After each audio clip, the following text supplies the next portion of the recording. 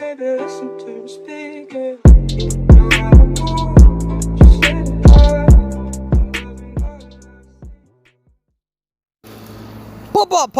Pop, persuadable. What's going on, boo-boos? Yeah, I'm here in Rhode Island right now. I'm like taking a month off so I can spend time with family.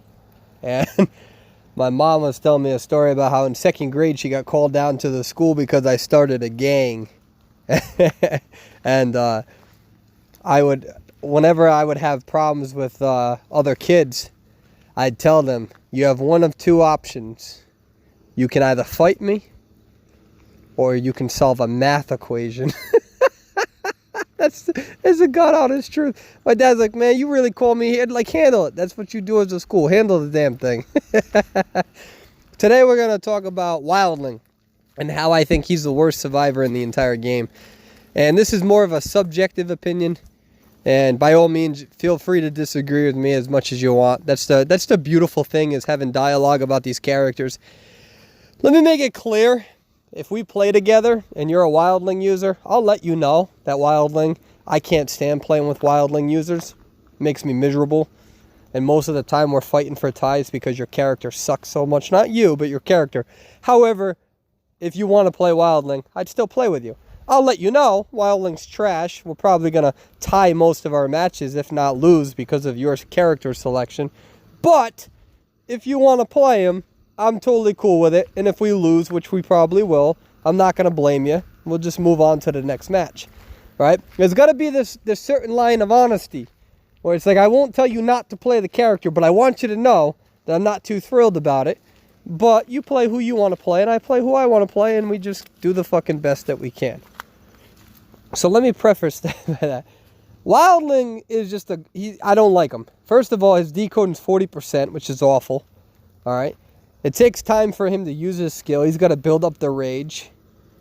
All right, that 40% decode debuff is huge. At least with forward, you can decode while somebody's kiting and then, do your thing after the first rescue. And do some decent damage on a Cypher. At least forward can stun and then go in for the rescue and buy you a few seconds. Cowboy can at least go in and save you and then, still harass with the lasso. Wildling can't do any of that. Once you're on that rocket chair, he's fucking useless. Unless he's using his ability to get to you across a big map.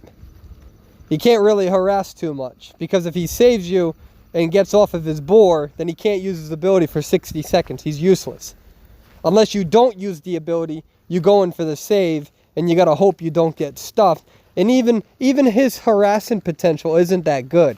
I would rather have a forward, I would rather have a cowboy user, because they decode faster than him, and their abilities can literally change the course of the game.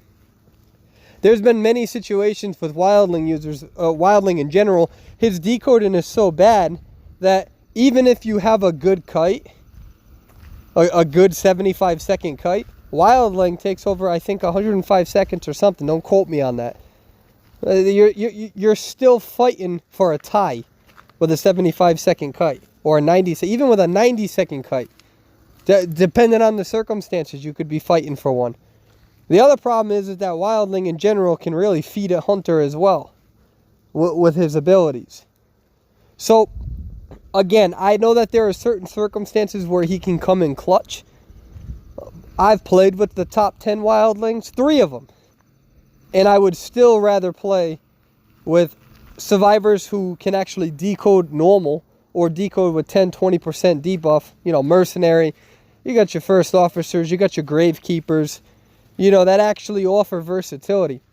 Now, even if you play a character that's not widely used like Thief or Embalmer or any of those characters, the benefit of them is that they still, at the end of the game, or at the end of the day, they're still decoding at a normal speed, which is helping the team.